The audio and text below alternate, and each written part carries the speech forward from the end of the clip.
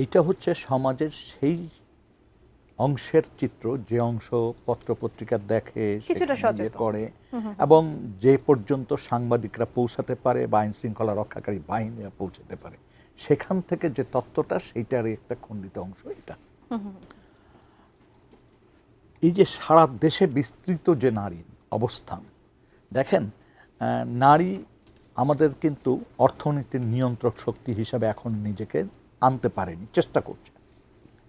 কিন্তু যদি আপনি বিশ্লেষণ করেন যে তার শ্রম, তাহলে দেখবেন যে তার শ্রম কোনো অংশে পুরুষের চেয়ে কম না, বরং বেশি। একদম। ঘরের ভিতরের যে শ্রম সেটা তো আমরা কখনোই আমরা বিবেচনায় নেইনি, কিন্তু এইটি বা সন্তান লালন পালনের ক্ষেত্রে তার যে ভূমিকা, তার যে শ্রম, সেটাকে কখনোই এই সমাজ প্রকৃত যে মর্যাদাটা আসলে দেওয়া উচিত। তো এরকম একটা সমাজে এবং রাজনীতির একটা অস্থিরতাময় সময় আমরা কিন্তু দীর্ঘদিন ধরে পার করছি। এটি নতুন 2, 4, 5, 10, 12 বছরের ব্যাপার না। এটা আপনি যদি বিবেচনায় আনেন তাহলে প্রায় 60-70 বছরই দেখবেন দেশে একটা রাজনৈতিক অস্থিরতা। দেশে তো আমরা অনেক কিছুর উন্নতি দেখি, কিন্তু এই অবস্থার উন্নতি হচ্ছে কেন না। দেখি না? নারীদের তো অংশগ্রহণ করানোর চেষ্টা করা হয় সবকিছুতে, রাজনীতি থেকে শুরু করে সবকিছু, আর তারপরে দেখেন হচ্ছে না কেন? নীতি নির্ধারকের ক্ষেত্রে বা নির্ধারণ করেন যারা, সেইখানে যদি আপনি হিসাব করেন সেখানেও নারী হিসাবে কয়জন আসছেন, প্রকৃতপক্ষে নারীর প্রতিনিধিত্ব কয়জন করছেন। তারপর যদি দেখেন যে শিক্ষায়, যদিও শিক্ষায় আগাচ্ছে, বেশ এগিয়ে আসছে, কিন্তু দেখেন তার সেই এগিয়ে আসার সাথে সাথে তার যে জায়গাগুলোতে তাকে পদায়ন করা বা তাকে সুযোগ দেওয়া, সেই জায়গা কতটুকু তিনি পাচ্ছেন, এই বিষয়টাও কিন্তু আমাদের দেখতে হবে। সেই জায়গাটাতে নেই। অর্থনীতি যদি দেখি, যে বাণিজ্যিক অর্থনীতি যেটা, সেটার পুরা নিয়ন্ত্রণ ব্যবস্থাটা কিন্তু প্রায় পুরাটাই হচ্ছে পুরুষের হাতে, এবং সেইখানে নারী নামকো আসতে কোনো কোনো ক্ষেত্রে স্বাক্ষরদাত্রী হন, স্বাক্ষর করার ক্ষমতাটা পান, কিন্তু টাকাটা তার হাতে আর পান না। এরকমই আপনি যদি খেয়াল করেন। এখন প্রশ্ন হচ্ছে এই জায়গাটা থেকে আপনি বেরিয়ে আসবেন কি করে, এটাই হচ্ছে আপনার মূল প্রশ্ন। সমাজের চেষ্টা তো আমরা দেখছি, কিন্তু পরিবর্তন আসছে এটা না। আমাদের সবারই এই জায়গাটার প্রশ্ন।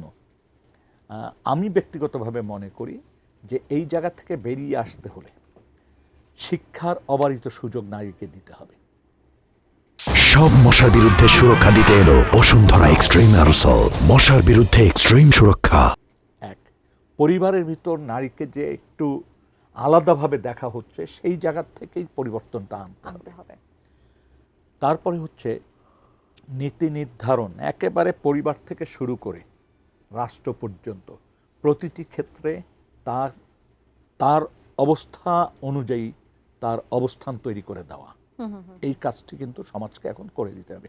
আপনি দেখেন, আমরা 20 বছর আগে চিন্তা করিনি যে সেনাবাহিনীতে নারী সদস্য থাকবেন বা এয়ারফোর্সে নারীরা পাইলট হিসেবে থাকবেন, এটা আমরা ভাবতেই পারিনি। পুলিশে থাকবেন, এটাও আমরা ভাবতে পারিনি। কিন্তু এই জায়গাগুলিতে আসছে এবং তারা কিন্তু অনেক দক্ষতার পরিচয় দিচ্ছেন। এমনকি এই যে ট্রাফিক নিয়ন্ত্রণের জন্য যারা কাজ করছেন, সেখানে দেখছি যে সমস্ত নারী সদস্যরা অফিসার হিসাবে বা সৈনিক হিসাবে কাজ করছেন, সদস্য হিসাবে, তারা পুরুষের পাশাপাশি কোনো অংশেই কম কাজ কিন্তু করেন না। আমরা এটা তো সরাসরি চোখে দেখতে পারি, তারা যথেষ্ট কাজ করছেন।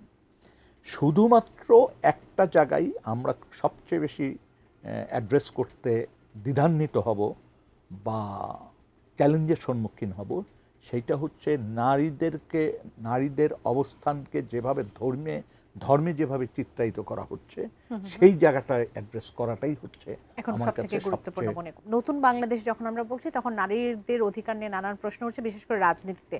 50 আসন 100 আসন হয়ে যাবে, নারীর কি যে তাদের যে যোগ্যতা দেখানোর জায়গা, সেটি বাড়বে কিনা, তার ক্ষমতায়ন বাড়বে কিনা, কি মনে হয়?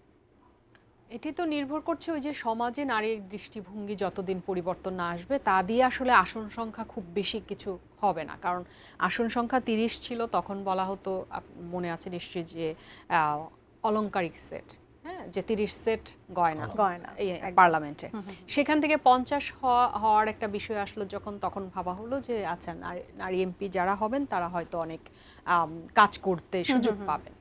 কিন্তু ফিল্ড লেভেলে গিয়ে দেখা গেল, আমি যতটুকু দেখেছি ফিল্ড লেভেলে কাজ করতে গিয়ে, যে নারী এমপিরা আসলে পুরুষ এমপিদের সাথে, কারণ তারা সংরক্ষিত, তাদেরকে সেভাবে মূল্যায়নই সুযোগ করে দেয়া না হয় না পুরুষ একদম। এমপিরা।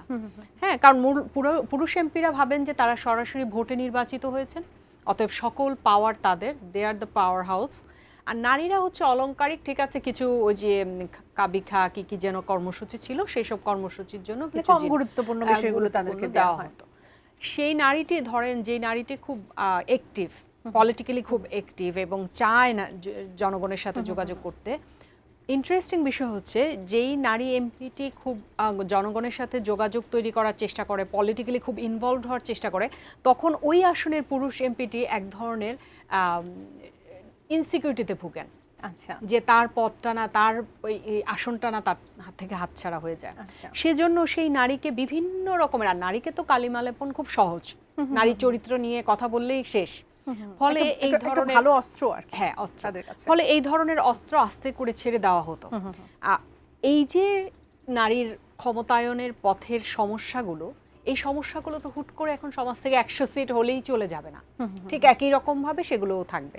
যেটা গুরুত্বপূর্ণ সেটা হচ্ছে এই 100 সিটে পুরুষ এমপির পাওয়ার কতটুকু থাকবে, নারীর কতটুকু থাকবে সমানভাবে, অর্থাৎ নারীকে পুরুষের দৃষ্টিভঙ্গিটা সমান হওয়াটা জরুরি।